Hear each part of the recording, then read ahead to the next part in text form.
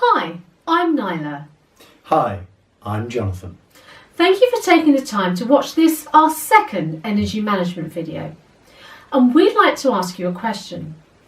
Do you ever find yourself feeling unequal in relationships or drained in the presence of certain people in your life? Well, if you do, then keep watching because we're going to talk about what's going on and what you can do about it. In our first video, we covered sensitivity. We explored what its source was, and we also began to look at how, through simple, practical exercises, we can learn to turn it down or turn it off as and when we need to. In this workshop, we're going to be looking at the interactions that we have with others and how that sometimes can be a vehicle for us to be drained energetically. We'll look at the mechanism behind that, principally thought forms and energetic cords.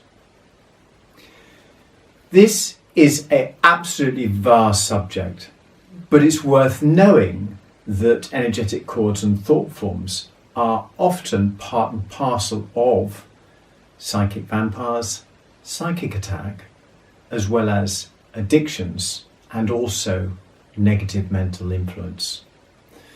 We won't sadly be able to cover all of that in this video, but nonetheless it's worth taking note of the fact that they're interrelated. Now, the techniques that we'll be sharing with you are based on our experience of working on our own and also those of our clients' energy management issues, but also what we've learned through using the aura camera in exploring energy. But what exactly are energetic cords? How are they created and why are they important? Now, the first thing to remember is that we create cords all the time. It's just a simple natural expression of our desire to connect to someone or something else in the form of energy, because we are, after all, firstly energetic beings and then secondly physical ones. So I could cord to something that I admire in someone, for example, their charisma, their energy, their spirituality or their love. So my heart chakra will be corded to Jonathan's and hopefully vice versa. Maybe. Anyway, moving swiftly on, cords are created from one chakra to another in alignment with that chakra's particular purpose or function. So, for example, if Jonathan loves me unconditionally, he will have corded to my heart chakra. However, if his love is conditional based on me doing exactly what he wants me to do... Oh, sounds interesting. Yeah, right, dream on. Anyway, he may also cord to my solar plexus. Alternatively, you can cord based on desiring objects. So, for example, I will be guilty quite often of cording to a bar of chocolate. No. I know, shocking, isn't it? But I love chocolate, but sadly, chocolate doesn't really love me. So cords are important because some cords can be positive and some cords can be negative. So a positive one would be, for example, between a mother and her child. But some can be negative, and that's where the subject of cord cutting comes in. So cord cutting can be really helpful in helping us to improve, or if necessary, eliminate entirely, sort of unhealthy relationships that we've kind of gotten ourselves into.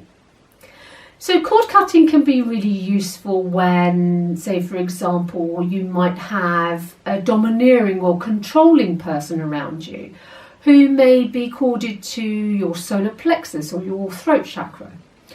Or an ex-lover who finds it hard to let go or doesn't want to see us move on may be corded to our solar plexus, our sacral and our heart chakra. Or even maybe a needy person who relies on us for help, for care and for support. They may be corded to our base, our heart, our spleen and our liver chakras. So what about thought forms, Jonathan? Thanks. Thought forms. What are they? How are they created? And why are they important? Again, we're talking about the energetic underpinning, if you like, of much of who we are and how we relate to other people, our experiences in life. A simple example of a thought form. Now, a thought form, in a way, is the interaction taking place within our aura or energy body.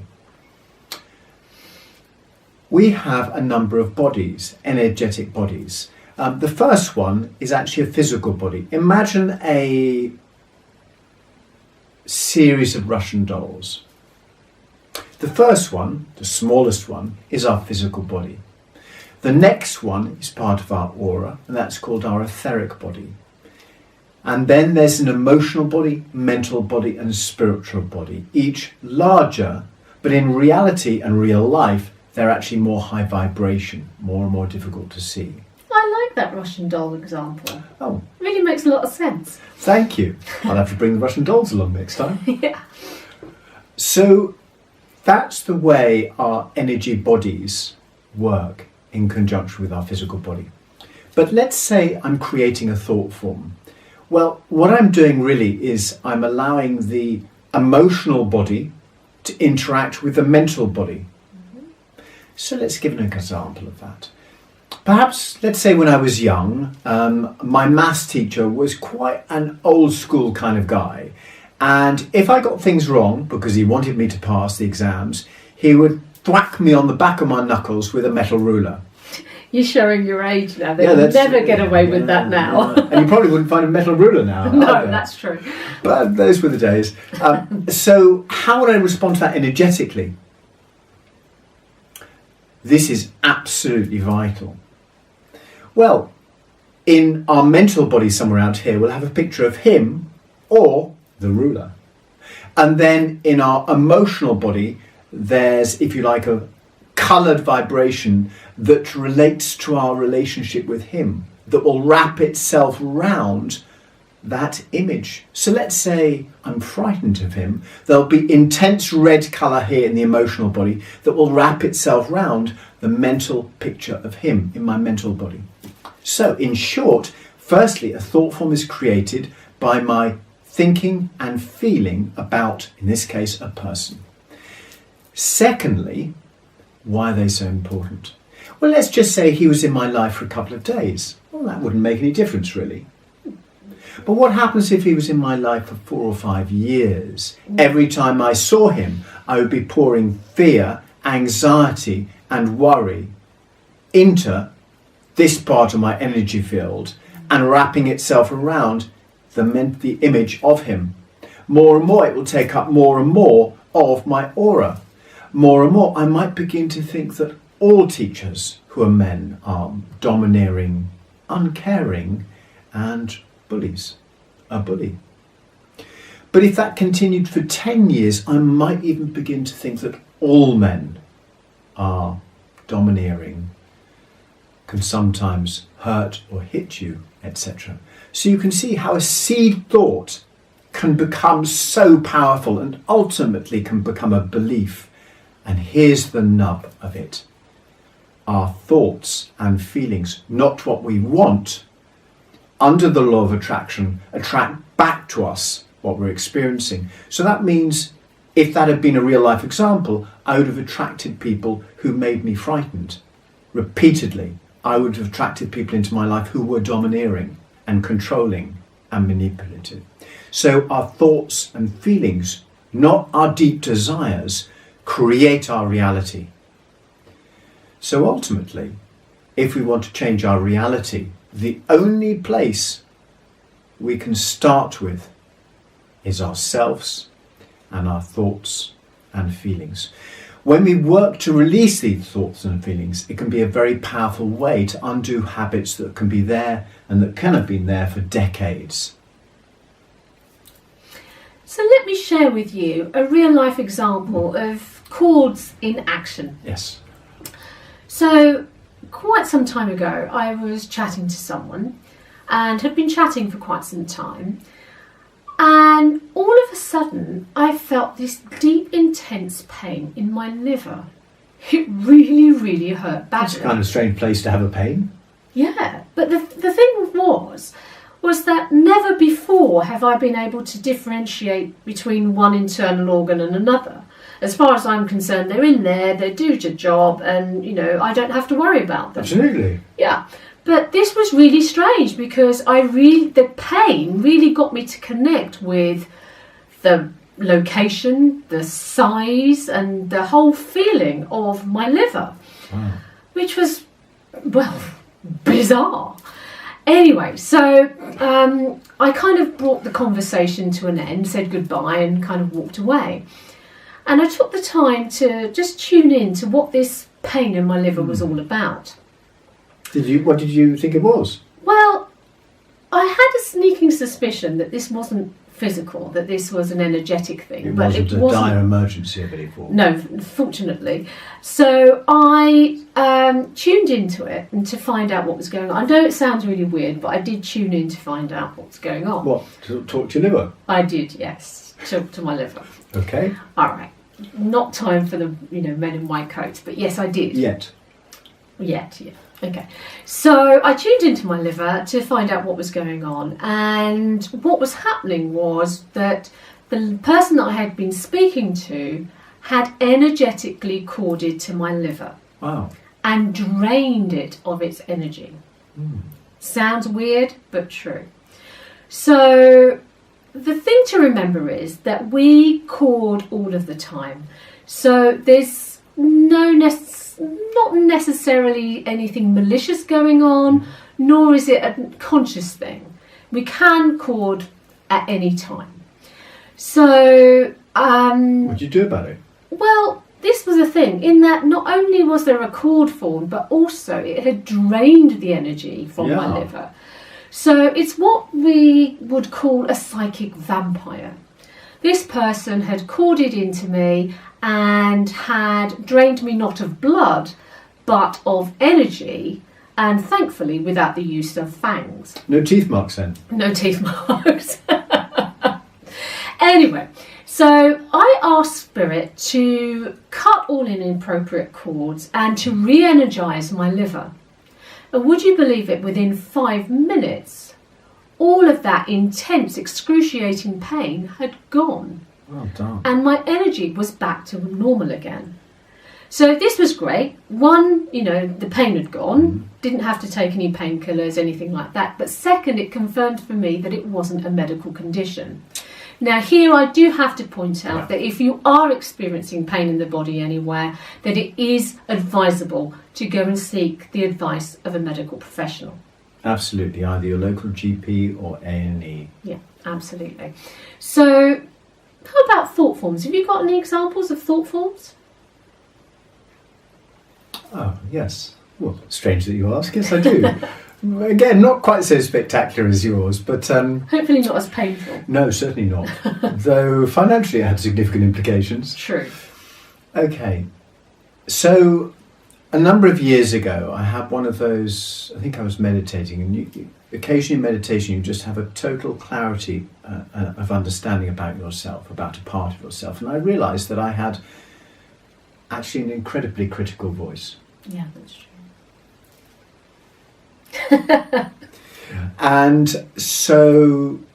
And then I began to think about it and explore it further. And the more I criticised myself, the more I felt my energy drop, the more I began to be negative towards myself, the more my mood began to drop, and so on. Actually, a critical voice has a profound effect on your mental emotional status. So then and there I decided I was going to try and get rid of it. I wasn't quite sure how though, but fortunately after a short period of time we discovered a technique and we put it into action, and it involved clearing the thought form, because it was a thought form, and on top of that it involved putting in some positive affirmations. The important or interesting thing was that the thought form wasn't actually mine. Okay. So, which made sense, or that's the sense I got, because in my younger days I was surrounded by people who were fairly critical. Ah, right. But I kind of took ownership of it, and then I charged it with energy by feeling the emotions of wanting to criticise or even being criticised and so on. So I was a co-creator of that and of that belief, if you like. So went through the process and cleared it. And the next day I was backing up the drive to go off to the local town, and suddenly there was a stupendous crash behind me, and I realised I'd crashed into Nyla's car. So A, I had the damage to my car, and B, I had some pretty good damage to Nyla's car. Yes. Yes. What was most interesting though was there wasn't a squeak, there wasn't a peak from my mind. I didn't start laying into myself and telling myself how dumb I was or how I could or should have watched out, etc. There wasn't a word. I just accepted it as it happened. I then went indoors and said, darling, you know you used to have a car. Yes. No, I said, I'm afraid I've got some bad news for you. And I told Nyla, but the interesting thing, do you remember what you said? Yeah, I said, well, these things happen, so what are we going to do to get it sorted? So I was calm and relaxed. Nyla was calm and relaxed. There was no recrimination. There was no sort of grieving over the fact that an insurance premium would have to be paid, etc., etc. It didn't escalate into a wild row. We both just accepted it, but I accepted it. And it was really unusual because normally you would have kind of almost like crucified yourself for doing something like that. Yeah, but actually there was nothing, was there, from either of us? There wasn't. I have to say I don't make a habit of going around and crashing my car into Nyla's car. Good thing too. Yeah, it's a good thing too. But it was to me it was a very clear sign from Spirit that actually the thought form genuinely had been cleared. Well, that's how I look at it. So that's my example of a thought form and how it be cleared. Yes. And once it was removed, that was it. And I think it's possible even once I began to be less critical of myself, possibly I became less critical of others. That's true. That's true. Yes, over time.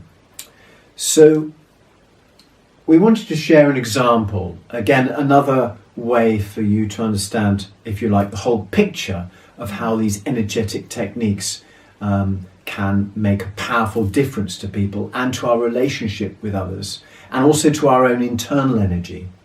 So a young lady came to see us quite a few years back, and she said that she was having real problems with her family member, with her mum, with her mother, which was probably more important at the time because she was living with her mother. And obviously you always hope the relationships will go well in that situation. What was interesting was she felt, even though she was nearly 30, she felt that her mum just could not imagine or accept that she was an independent, intelligent young lady who had clear plans for herself, who had ambitions for herself.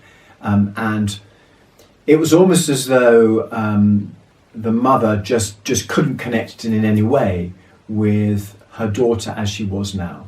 Yeah, just accepting her as an adult in her own right. Exactly. So we explored her energy field and particularly looked at the chords and realised that the mother was actually corded to the daughter's solar plexus, her heart and her throat.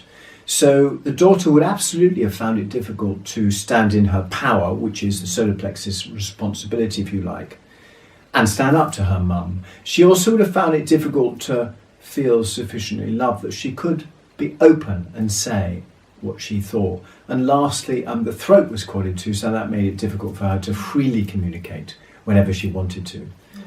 What was interesting though was that there were cords coming from the mother, yes, back to the daughter, and also from the daughter to the mum. It was very interesting that the daughter herself had actually corded to her mother's solar plexus because she had admired the mother's strength, tenacity, determination, willpower, etc. Nonetheless, so we cleared all the cords or guided and supported the client to do it herself. And then we put energetic seals on top of the chakras. So important. Oh yes, absolutely. Having learnt just how important that was, often people have been corded for many, many years, those cords will reform quite quickly unless that practice is put in place. We had one lady who walked out of the therapy room having had her cords to her ex-husband, an ex of 10 years I might say, cut successfully, and the phone rang and it was her husband, ex, trying to get back in touch with her. And so many clients do say that, don't they? They say, oh no, I've done cord cutting before. That's right. And it's almost like I bought that t-shirt. But actually cord cutting in itself, you really need to have the seals put on the chakras. They kind of go together hand in hand, don't they? That was a really great story. It could help you understand that relationships of decades old can be reshaped. Within, I think, 3 days or so, she got back via email and said that she'd had the best conversation she'd had with her mum that she could remember, like ever. They talked to each other honestly and openly. Her mum had gotten acknowledged the kind of concerns the daughter had.